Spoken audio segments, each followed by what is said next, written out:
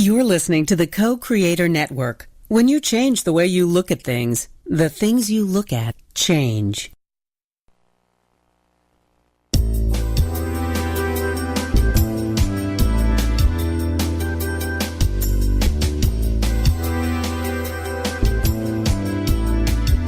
Good afternoon. Welcome to Why Shamanism Now, a practical path to authenticity, with your host, Christina Pratt, Director of the Last Mask Center for Shamanic Healing. She's talking about how shamanic skills can bring us to physical, emotional, mental, and spiritual well-being, especially when nothing else can. Now, here's your host, Christina Pratt. Welcome, everyone, to Why Shamanism Now. This is your host, Christina Pratt, and I'd like to begin our proceedings here today by calling out to the helping spirit. So I call out first to your ancestors and to mine. I call out to those true ancestral helping spirits, those who bring all that is good and true and beautiful from our ancestral line to us here today, who bring that legacy that we might use it in our own time to rise to the challenges of our time, to learn to be better people, and to innovate and create where our time calls us to do that so that we can bring the new medicines to the world. And today in particular, I call out to those ancestors that really want to lean in so that we, the living, can do what we need to do for the next generations, so that we can show up and put things right so that those who are coming do not spend their entire lives cleaning up our own messes. So we call out to this great cycle of life, the ancestors behind and the descendants before, and we ask these energies to come and hold us well in this day. And we call out to all of those ancestors that never bothered with a human form, but are here as plants and animals and bugs and fish, birds, and all the many different manifestations of this magnificent web of life. We call out to all of those energies that were here long before there was ever a person and will be here long after. We ask these wise ones to be with us here today and to hold us well. Help us to learn how to show up in the world in our most magnificent manifesting. And as these energies gather around us here today, let us call ourselves into presence here today. Let us reach out with our mind and draw ourselves in from wherever we might be and draw ourselves into our head. Take a nice deep breath and draw ourselves deeper into our body, into our heart. And another nice deep breath and draw ourselves all the way deep down into the belly. And take a moment from the belly then to reach out to the earth herself and give gratitude for this day.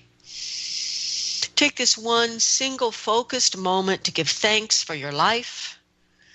Thanks for the incredible beauty here, the great diversity, the absolute magnificence in the ecosystems around us, that great complexity, and yet the harmony. We give gratitude for the constant teaching from the earth in nature all around us as we begin to send our energy down through all the layers of the earth, to connect to the very center of the earth and take a moment and choose to be grounded, and to turn our attention to those energies that gain their power from silence, from stillness, from solitude, and from darkness.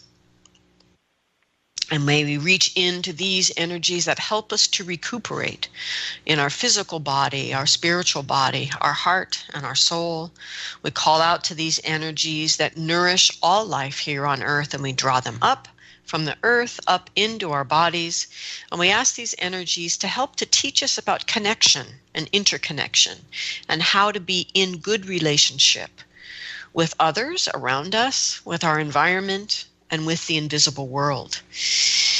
And as we learn to be in better relationship with those things that are outside of us, may we become into right relationship with the many energies inside of us and our own many perspectives and many internal selves. And as we come into right relationship, learning from the earth how to do so, let us reach up from our heart into our head, all the way up and out the top of our head, out through the sky and whatever weather it holds for you today, out through the atmosphere and all the way up into the cosmos and all the way to the highest power of the universe, however you understand this energy, by whatever name you call it, whatever it is to you that is the radiant divine energy above. We reach up to this energy and call it down into our day, into our bodies and into these proceedings. We call down the essence energy of blessing. We call down the energy of protection. We let these energies fill us and flow out from us to others. We call down inspiration and illumination and innovation, and that quality of being the lighthouse in the storm. We call these energies in, drawing in the benevolence of this universe, send these energies all the way down through the body, down to connect to the center of the earth, and in this way we become that place in which the above and below come together in balance. In this big love energy that is the energy of legend that birthed our entire experience of form into existence. And we let that big love awaken the spirit of our own human heart, open up all the chambers of the heart, and let that crucible of transformation fire up and come online as you draw up your passion for why you are here, your own unique genius, and draw down the crystal clarity from your mind of how you're going to do that in your time. And let these energies mix and merge here in that crucible of the heart so that you come to understand your gifts in this life and find the courage in your heart to do those gifts, to bring them out into the world, to share them with others, to make them manifest in some way, large or small, in this day. And for the boundless spirit help that we have to do these very things, we give great gratitude. May what needs to be said, and what needs to be heard, and may these proceedings go forward in a way that is good for all living things. And I want to give special thanks to you wonderful living things who've shown up in this life as a human for being willing and able to offer financial support to Why Shamanism Now that keeps it on the air, that keeps the archives available to anyone who can get online. We now have over 450 hours of podcasts about the practical application of shamanism in our contemporary lives. And I am deeply grateful for people like Aisha and Deborah, for Katie, Dwayne, Stephanie, Julie, and all those listeners who have donated financially. You can go to whyshamanismnow.com. If you'd like to donate, scroll down from the support button and donate any amount, large or small, in any currency. We are deeply grateful for all of it. And for those of you that are not able to donate financially, understand that is not the only resource that human beings bring to the world and to their lives. And there are many things that you can do to help the show to grow, not the least of which is to use the practices in your own life and see what happens. So for the many things all you listeners are doing to help the show to grow, I am deeply grateful. I am also grateful that we have Sandra Ingerman with us again today. Thank you, Sandy. Yeah, it's great to be here. And like you said, it's kind of like we're doing a Blue Moon show. I know. I've actually been chuckling about that for about a week. That's great. So today we're going to talk about shamanism and children, and then we'll focus a little bit on teens so that we can then talk about Sandra's other new book at this time called The Hidden Worlds, which she co-authored with Katherine Wood.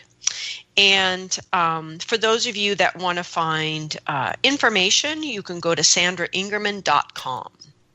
And you can find resources about shamanic practitioners and teachers at shamanicteachers.com. And we obviously have a whole bunch of shows from Sandy in the archives at Why Shamanism Now. So there is no shortage of ways to connect with Sandra Ingerman and all the many resources that she offers us in the world to connect with her teachings. So thanks, Sandy.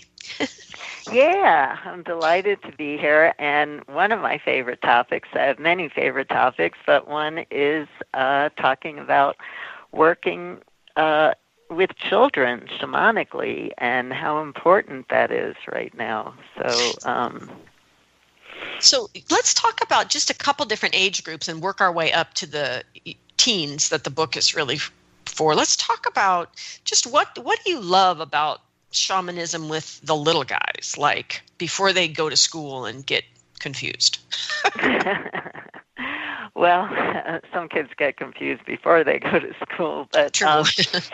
The thing that I think is really important to understand is that in shamanic cultures, it was understood that children were already living in the unseen realms all the time. So they didn't need shamanic knowledge. They needed to learn how to live life. And on every show that I've been on with you, Christina, we've talked about the things that children were brought up with in shamanic cultures of learning how to add strength to the community, because the community is one organism, and you add strength to the community by sharing your unique gifts and how to use your words as blessings instead of cursing, and how to use your imagination to create a good world for yourself and the community, the tribe that you're living in. How to talk to every being in nature, because every being in nature has medicine that we need and they need us. So how do we be in relationship? And so those kinds of things were taught to children at a very young age, and we missed learning that at a very young age, which is kind of why in our culture we're stepping into shamanism kind of backwards. And first we're going into deep spiritual healing practices, and then we're learning afterwards what children learned while they were growing up before they were introduced to these practices. So it's pretty wild, to watch the evolution of what has happened with shamanism. And then it was understood that once a child entered puberty, that the veils between the worlds started to close down for them. And so the reason that shamanic journeying and a lot of other spiritual methods weren't taught to children is because they already knew the children were talking to spirits all the time.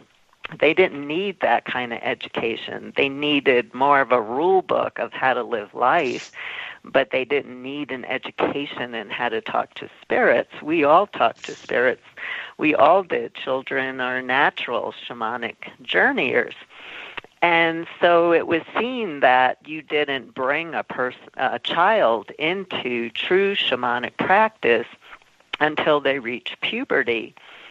But in our culture, what I started to notice, because I started teaching children how to journey pretty much, after I started teaching, which was in the 1980s. So I've been working with kids for over 35 years, is that in our culture, the doors between the worlds are closing very early ages. And I was so horrified when I was writing something about working with children over 10 years ago to learn that the age of anorexia was down to 3 because of girls watching TV and seeing an image. So when you look at shamanic cultures who say, well, you wait until puberty to introduce your children to this work, we can't say that in this culture, because I have found in my experience, by the time children get to puberty, if you didn't give them some good spiritual tools and practices to work with, they're actually not interested anymore at that point. So just to kind of bring this one conversation to a close, I decided to write a book back in the 1990s for children. It was going to be a book written for parents, that how parents could teach their children how to do ceremonies, perform ceremonies, just like I wrote in the book A Ceremony for Adults. But this was a book for children, how to release their pain, how to call in their greatest dreams. And I decided to co-write it with a good friend of mine who is a brilliant shamanic practitioner, but also a well-known child psychotherapist.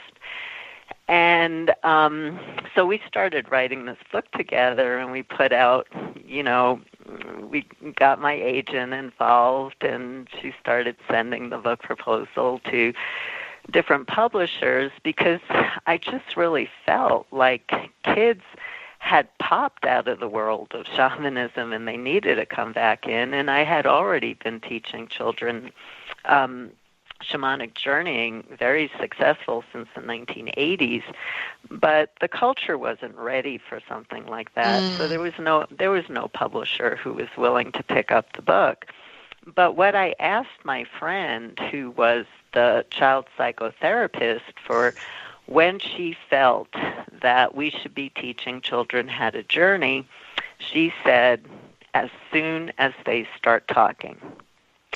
So, that's really the age that we have to start moving down to teach children how to journey, to give them the spiritual foundation to navigate the craziness in the world today, but also, to help them process and also get the richness and the meaning and the joy that comes when we bring spiritual practices into our life instead of only seeing the world as material, and that joy only comes from the next device or the next toy that you can get, Yeah. So we're looking at trying to give children the tools they need so that they can, just like we need to build the spiritual muscles, so they have the tools to be able to ride what's happening in the world right now too. And as they get older, think of the world that they're stepping into. Yeah, they're really going to need shamanism. They're going to need it more than we do right now. Yeah. And I know if I just think back on my own childhood, and I'm old, right? So it's even worse for kids now. But I was pretty established in my depression by about 12. So it'd be much earlier now. And it is only because there were other things in my life that kind of kept this belief in magic and possibility in these other realms alive in my life that I didn't just completely crumble under that. Right. Depression and the other things in my life that were the factors that created that depression, and I can't imagine losing that relationship with magic so early that as you become preteen and those huge emotions start swirling you around. If you're already depressed and there's no hope, there's no magic, there's no fantasy, there's no helping spirits. I don't even know. I do not even know what. I know. Yeah. And it's amazing. And it's amazing how many people say exactly the same thing that, you just said, that you were in touch with that magic, and it was the spirits, because I've worked with, really, really abused children. And they remember during their times of abuse, the fairies, the angels, the animal spirits standing by their side, supporting them on some level. And that's how they got through the pain of their childhood. And, that's a real gift for children, to have, to help them get through those kinds of traumatic initiation experiences. Yeah. Well, and one thing about practicing soul loss with adults is you see these places where a kind of trauma happened in childhood, which was not outwardly traumatic, but inwardly traumatic, like the day that they finally understood in Sunday school that person teaching them really did mean they had to stop talking to Jesus because only that guy over there could. And the incredible soul loss when they had to give up this great relationship they were having with Jesus. And right. You see these places where well-meaning adults are even severing this natural relationship that kids have already created, like you said, because they're naturally doing that, but also these relationships that are saving their soul, really. Right. And when I do soul retrievals with kids, I mean, they're great. And they really help me out, and they're wonderful to work with. They, I'll say, when bad things happen to you, put a piece of yourself in a safe place, and they'll go, oh, yeah, you mean like the day that mommy or daddy yelled at me and I put a piece of myself under the bed? Are you going to get that back for me? Mm-hmm. And I go, yeah. And they go, can I help? And when I do extraction work on kids, and I go, okay, I'm going to pull on the owie, and you push. And so it brings us into deeper relationship when they do the healing work, because they participate with me, and they also understand shamanic healing really well. They understand soul loss. They understand that they went away to hide when things were really hard, and they understand that they need that part back.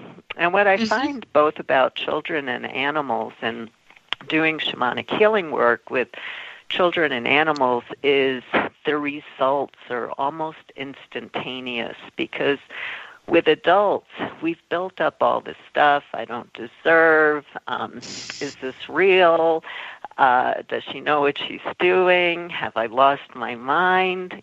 Kids and animals, they just receive the healing and move on. Exactly. So I love working with them, and I've had the best experiences working with kids with nightmares, and they come and I teach them how to journey and find their power animal who will protect them. And then we make little medicine bags that they can put under their bed at night that protect them from the nightmares. And they really get into it, and it really, really works, And they're so appreciative, they're just so appreciative in ways that you don't see adults when you teach kids how to journey. And I taught a workshop for 7-year-olds in Salt Lake City back in the late 1980s, and I had their parents come because I don't have children myself, and I knew I was going to need some help talking to a group of children, managing them anyway, which I did. And they were so appreciative of learning who their power animals were. And what all they wanted to know was how they could thank them for taking care of them and protecting them and helping them. It was just really incredibly sweet, to see that level of gratitude for a helping spirit that has come to protect them. And then, of course, they got into, I was so happy the parents were there, because they got into a discussion of whose power animals were stronger to help them deal with the monsters in the closet, and I lost control of the group for a good half an hour. So. But I think, there is that piece, though, where they just appreciate having somebody talk with them about this world they're experiencing, and the grown-ups won't validate it and won't talk about it with them and don't know how to accurately speak to all this invisible world stuff. They're completely aware of dead people in the house, Right. that part of the neighborhood is icky, all in kid language, but it's all totally accurate, but they don't know what to make of it. They don't, back to that whole thing of giving them the understanding they need to be, good people in the world. Part of it is giving them an understanding of the invisible world, but when their parents don't have it, that becomes problematic. Yeah, but, I do teach a lot, of how to work with children, and so we have thousands of practitioners, and a lot of them my students, some of them not going into the schools they work in, and they bring some drums and rattles, and they don't maybe teach a formal journey class, but they have the kids drumming and rattling and dancing, and what animal is coming to help them, and ask them how it helps. And parents are noticing, one of the effects that's happening is parents are noticing their kids are coming home happy and uplifted, and they're not so wound up. Their energy is more solid, and not so chaotic and not so ADD. And Mm-hmm. so things are changing rapidly because of how many people are going in and going into schools and bringing this wonderful work. And, I was invited in the schools so many years ago, which is why I saw, how much kids gravitated towards this work. And so when I started teaching workshops, I kept on saying, teach the children, they'll love this. And I've had 7-year-olds in my extraction workshops who were in absolute wonder of the work that they do.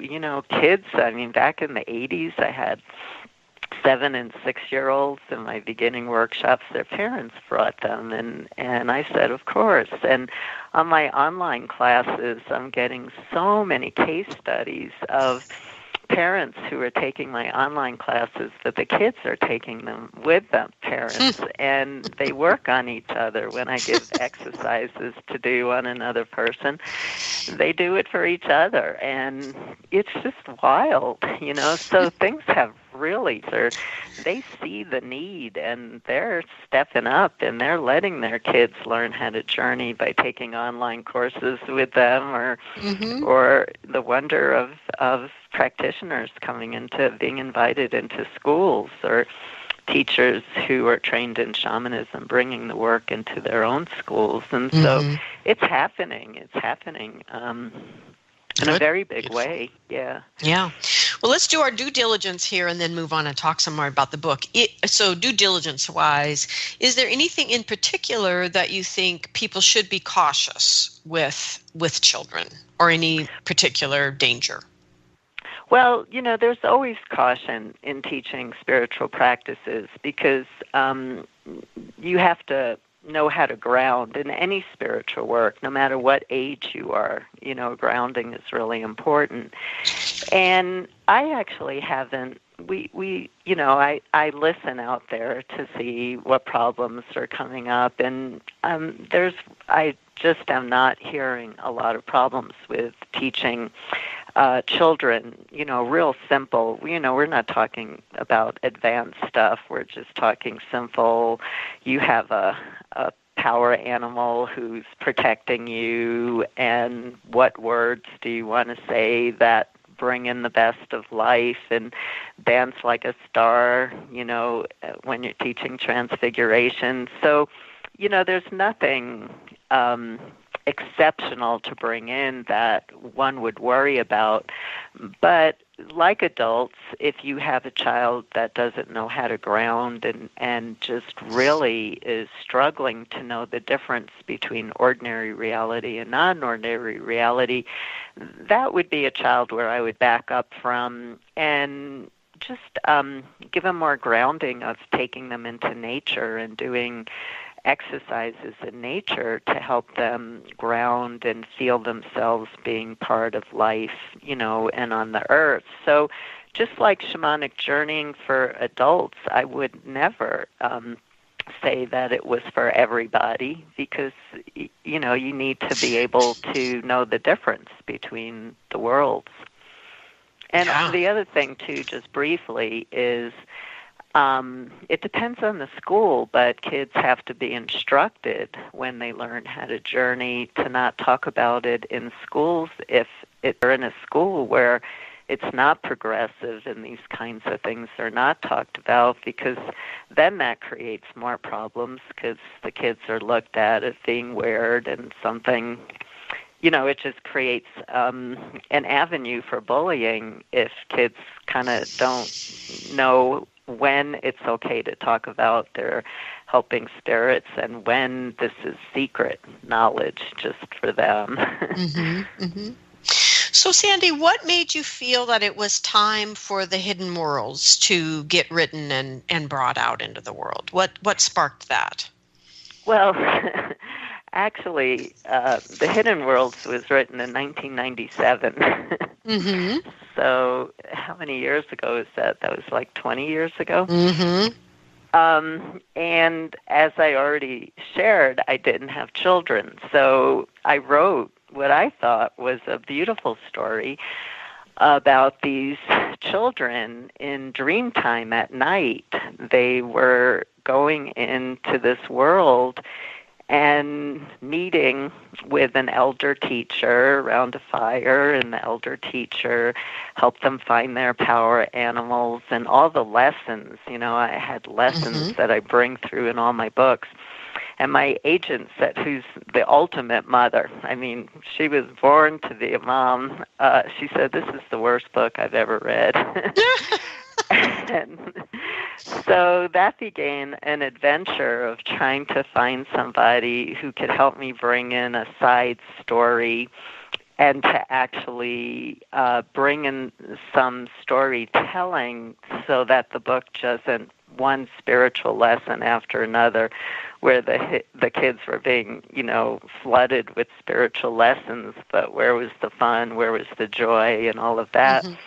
And so it was quite an adventure to find somebody, and finally I asked Katherine Wood at a reunion I was at with some teachers I had trained, and she said yes, and another woman, Barb Haas, did some wonderful consultation with us, and Katherine kind of helped.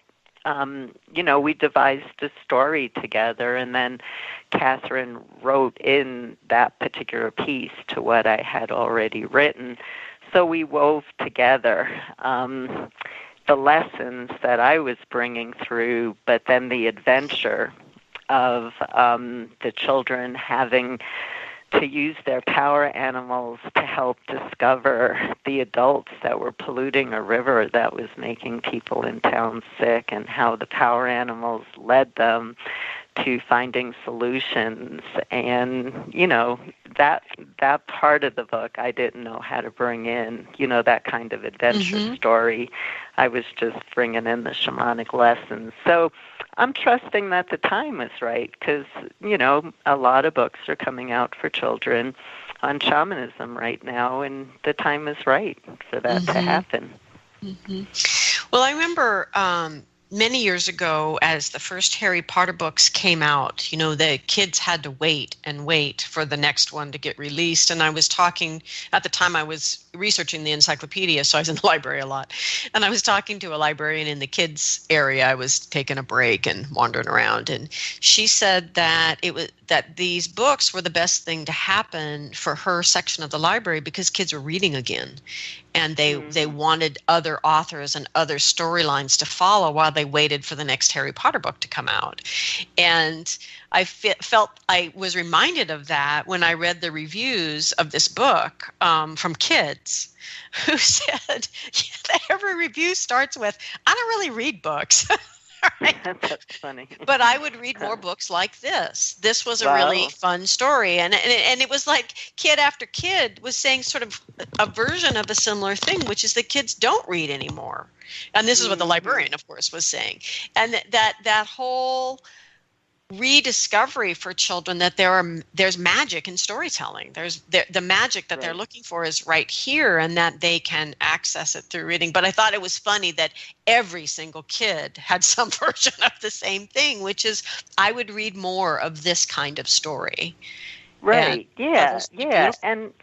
And also it's a special experience too when these stories can be shared with parents and be shared with grandparents. And so, a lot of the books that are coming out for kids right now shamanically, I'm hoping that parents and grandparents buy them for the kids too, and actually enter into the shamanic world with them by reading the stories together. There's the both and, because you have the age group that the Hidden Worlds actually has more of an expansive age group than just preteen. And so definitely preteen at that point are probably going to be wanting more separation from their parents and their grandparents, and wanting to be reading the book in private. But you get a child 7 or 9 years old. This is a great book to read with parents and grandparents and friends and share the magic and the story and the joy together. So, there's many different relationships that form with bringing community in and sharing the stories that are in books too. Yeah, and it's so it's also a wonderful gift as we move into a gift-giving season. It would be a wonderful gift as well for, as you said, for parents and grandparents and aunts and uncles and everybody, especially if you're going to be spending time with the younger generation in your family over the holidays, that you could maybe even, actually read some of the book together, as Sandy's describing. Yeah, beautiful. Yeah, and, the Hidden Worlds is... And this is what children really need right now. I know there's brilliant children's books out there. The Hidden Worlds is not the only one, but is, one of many that have come onto the market. Is there's so much that can help children dealing with the fear and the pain and watching the suffering that's going on in the world today. And there's so much wisdom and so much comforting terms and knowledge and how to get through, some of the challenges and how to call on help to give kids that kind of spiritual foundation, because this is what adults are looking for right now. How do we find practices that help us to stay healthy and balanced and feeling centered as the world is spinning in such a crazy direction? We're all in a place of vertigo right now, I think. And kids need that too. So what a gift to give to a child, to give them a little bit of comfort in a world that's spinning in ways that we're having a hard time following right now. Well, and just to return to the book is not only about the storyline of the environment, which is an important storyline, certainly, since I'm sure kids are looking at that situation and wondering if there's even going to be a world for them when they're grown up. Happy thought. Anyway, moving on. There's the book is also about different kids. These aren't a natural friend group, these kids. And so do you want to speak to how they navigate that within this context of the things they're learning about their helping spirits and such? Yeah, it was really interesting because the main character is named Isaiah, and he actually came to me in a dream and introduced himself to me. So that's how the book started to be born, was Isaiah coming to me in a dream. And then everything started moving, the storyline started moving from there. And then I started journeying and starting to talk to Isaiah. These ideas weren't coming through me. And Isaiah started giving me different names like Rose and George and power animals is octopus and, not always the usual things that we think about. And so there was an alchemy that Isaiah was pulling together this group of kids that was also different. But there was such an important message in that of Isaiah had really bad lungs, and he was dealing with asthma. He's a very frail, child. That's how he showed himself to me in the dream. And, these are the types of kids that get bullied in school. And so bringing in kind of a group of kids where you had kids like Isaiah, who was very spiritually strong and became the leader of the group, but needed a little bit more physical help. And, then you had George, who had the brains, but also didn't have the physical what he needed on the physical levels. But then you have Rose, who, is more in her body. And so it just showed how a community of people really different, because that's what we're living in, how communities of people really different could use their skills not only to help an environmental situation, but how they could help each other. And so at first, there was the usual conflict of different kids coming together and non-acceptance. But then what we find the same thing with adults, when you give them an important project to work on, all of a sudden the differences melt away, and people start to share their greatest strengths of what they have to add to help with this dilemma. So that's what happened in the book, was these different kids were, who are you? I don't like you. I don't relate to you. But all of a sudden discovered a dangerous situation with polluted water in their community, and they dropped their differences to come together to heal the community. And that's what we do today in the world as things fall apart in communities. People who are so different, who hate each other, who have different beliefs, do drop those beliefs and come together to work together for survival. And so to me, it's just a beautiful way of saying that same principle, that everybody can drop their differences, goes all the way down to children, to the elderly. And the time is now for us to come together, to work together as a community to solve environmental and other issues that we're facing. I don't listen to the news anymore, but I get enough news, trust me. But I saw a headline this morning just pop up on my iPad before checking emails that said, this is the last generation that has the possibility of stopping more damage to the environment. We are the last generation. That's quite the statement. And so everybody who's different at some point is going to have to come together. And that's children too. So I'm assuming, of course, that the children also then needed to use shamanism once they figured out what was going on to deal with the grown-ups.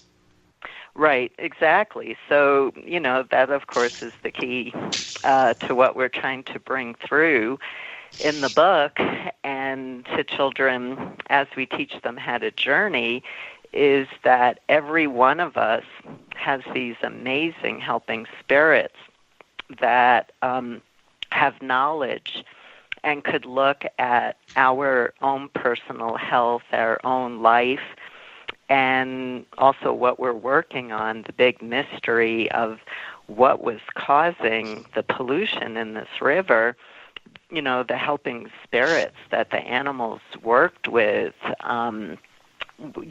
eagle and octopus and bear, were really able to give the children clues and to help them feel protected, but also empowered at the same time, which is the key. You don't want children to think that they don't have any power, that everything is around the helping spirits, because we're living on a time on the planet where the helping spirits definitely have a power to help us in partnership as we carry our own power into the world. And so the beauty of that, the hidden worlds, is how the power animals actually showed the children how they can carry more personal power in their life and back to school and back into their community, which is what we all really need to be doing right now, is to be empowered and to learn how to carry power, which is our destiny. Beautiful. So I would like to connect this just for a moment to another book that you wrote quite a while ago, The Medicine for the Earth. Because it seems to me, it's always seemed to me actually when you wrote this book, that this was such a beautiful way for people to begin to move their basic shamanic skills, not just across generations and working together, but out into the world to actually affect change in their world versus constantly journeying in their heads about their own personal life. I mean, like you said, if we are the last generation, this is a big project. So, what about sort of dreaming into this idea of, would kids be able to make a step from this book, the Hidden Worlds book, into the Medicine for the Earth work? Maybe not the book, but the work? Well, the Hidden Worlds is actually the Medicine for the Earth work. What I did was I took Medicine for the Earth and I took all the lessons of Medicine for the Earth, but I turned them around for children. How the elements give us life. Earth, air, water, fire gives us life. The sun just doesn't shine. There is no life without the sun, and the sun is what gives us energy, not technology and not electricity. And so all the lessons that I was trying to teach about how we use our words to create and manifest, how we use our words for blessing or cursing, how our thoughts affect other living beings, and how our dreams, our daydreaming affects the world. These were all the lessons that I put into medicine. That I put into the Hidden Worlds. But what my agent and what publishers were trying to explain to me is I put in all the lessons of Medicine for the Earth without any other story to soften it for children. So I was just giving them practice after practice after practice. But every practice for Medicine for the Earth is so easy to integrate into a child's life. The core practice of the Medicine for the Earth work of how we can transmute personal and environmental toxins is that light heals, light transforms, light transmutes. And so the practice of transfiguration, of radiating your light, and all the experiments we did to show how you can transmute water that has toxins in it just by being in a state of light yourself and letting it radiate, not even sending anything to the water. And kids get that principle, and they get it in ways that adults don't. You bring a kid into Dancing Like a Star and teach them to radiate their light, to bring joy and to heal the planet. They get it. They really get it. So that lesson is embedded in the Hidden Worlds, and all the lessons from Medicine for the Earth are embedded in the Hidden Worlds, because this is child's work, because this is what children were taught growing up in a shamanic culture. And it's what children and adults in the Western world are learning right now, the true wisdom, remembering the old ancient wisdom that can help us transform what's happening on the planet today. And so what I was thinking here is, so let's say that you are a parent or a grandparent, and you know that you have, kids or grandkids that are depressed about the state of the environment. They are worried. They are afraid. They feel, day by day, less and less empowered to do anything about it.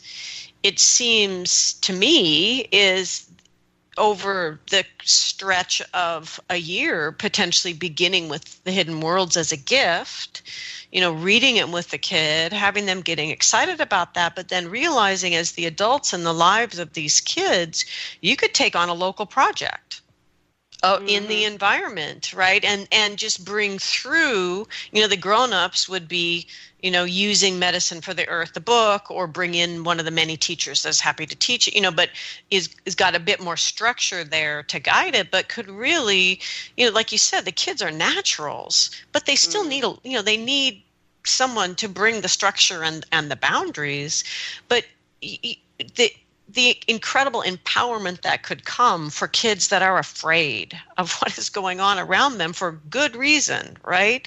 To actually change something in their own world. What a beautiful gift. Yeah, kids they're scared right now. And, you can see it in their eyes. And, kids that are older, and you can see the anger in their eyes, but, there's fear behind it. So being able to give children in our world, as I've already said, I don't want to keep repeating, we are looking for it as adults. You can only imagine what kids are looking for right now. Yeah, yeah. So let's talk. We're almost at the end of the show, but let's just do a little imagination here at the end. So let's talk about it. I mean, you've been alluding to it, but we're both practitioners in this time as well, and we deal with a lot of stuff that's real and problematic in our world. But let's imagine a possible future, maybe not so far in the future.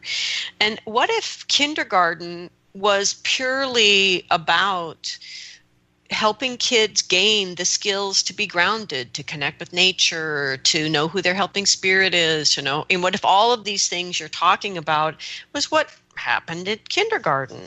And what if the kids all created, elemental shrines and took turns for who was going to tend the shrine for that week or whatever, just the way we used to take turns who got to take the hamster home, right? Over the weekend and make sure it got fed, right?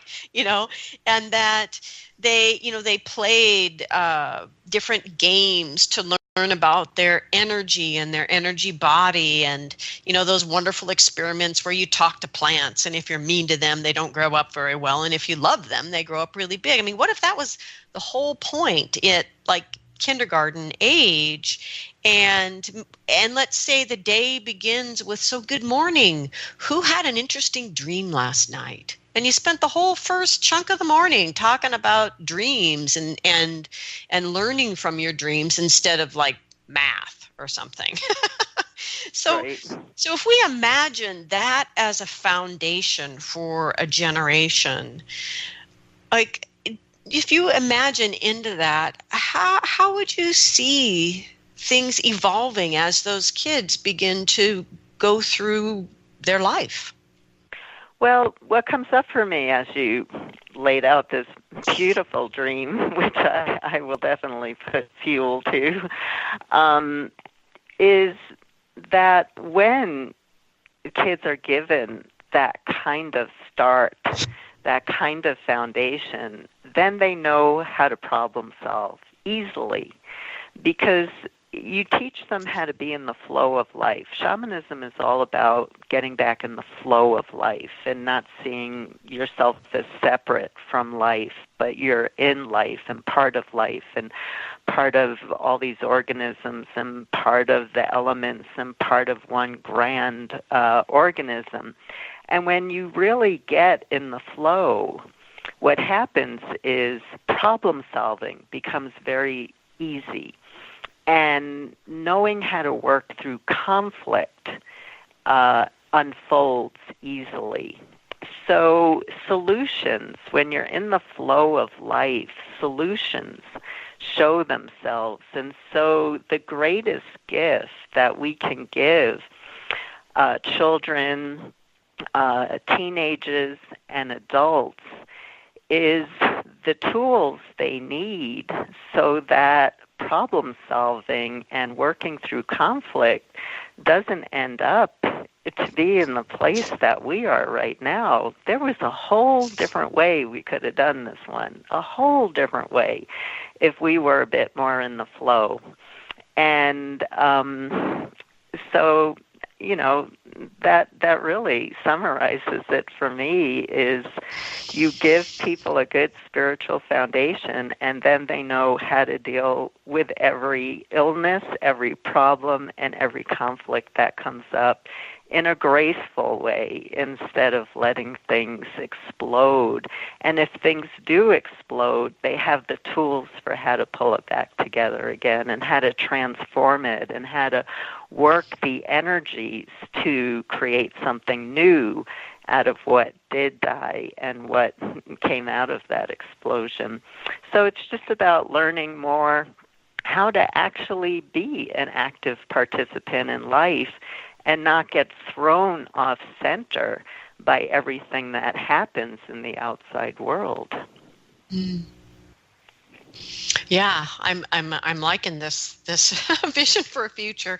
I think one thing adults forget that I learned from shamanism a long time ago, because I tend to get into this, oh my God, it's so horrible, we'll never be able to fix it all. And the shamans look at you like you're crazy, and they just say, you just have to change the dreams of one generation. Mm-hmm. And they'll dream a different world.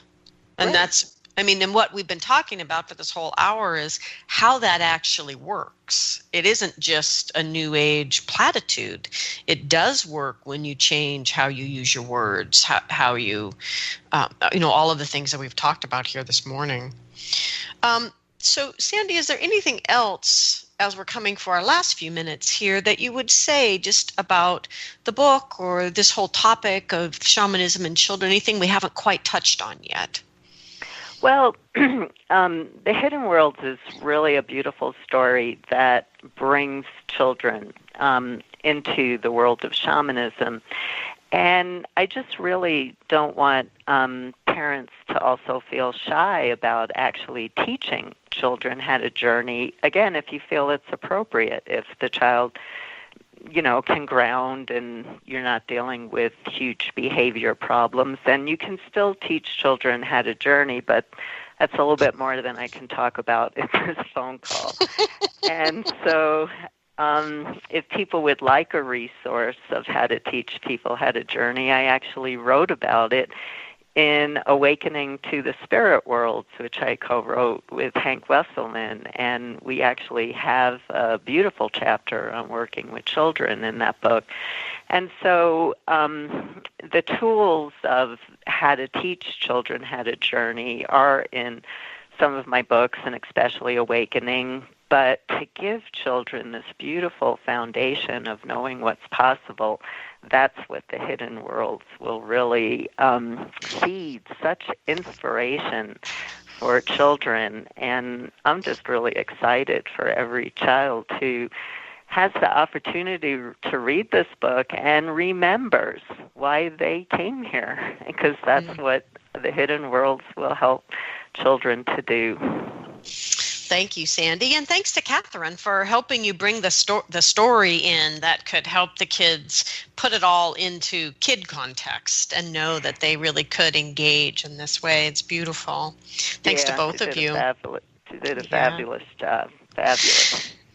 So I would invite everyone, whether you're listening while we're coming into the holiday gift-giving season or just listening at any point in time, to see this profound possibility of buying this book, sharing it with a child in your life, either because letting them go off and read it themselves or reading it with them, depending on their age and their inclination.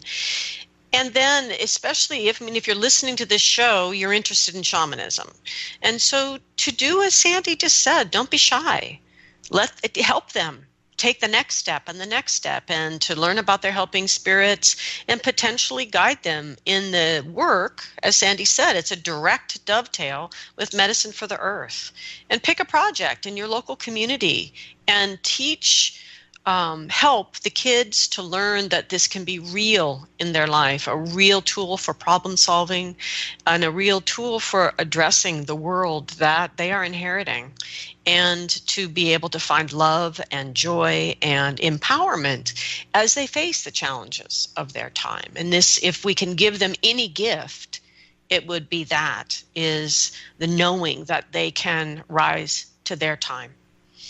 And so thank you, Sandy, for giving us this beautiful way to reach out to children in today's complicated world. I'm just really excited, and thank you for having me on the show. And soon, hopefully, Katherine and I will be working on a book that will have children doing ceremonies based on the Book of Ceremony too. So this is a work in progress. We're not stopping. We're continuing. So there's more coming soon. Wonderful. Thank you, Sandy. So everybody, you can find Sandra and her work and her books at Sandra Ingerman, INGERMAN.com. And let us take a moment and just give thanks to the earth below and the sky above, all the helping spirits that have gathered around us here today, and the heart that connects us all. Thank you, Sandy, and thank you, everyone, for listening.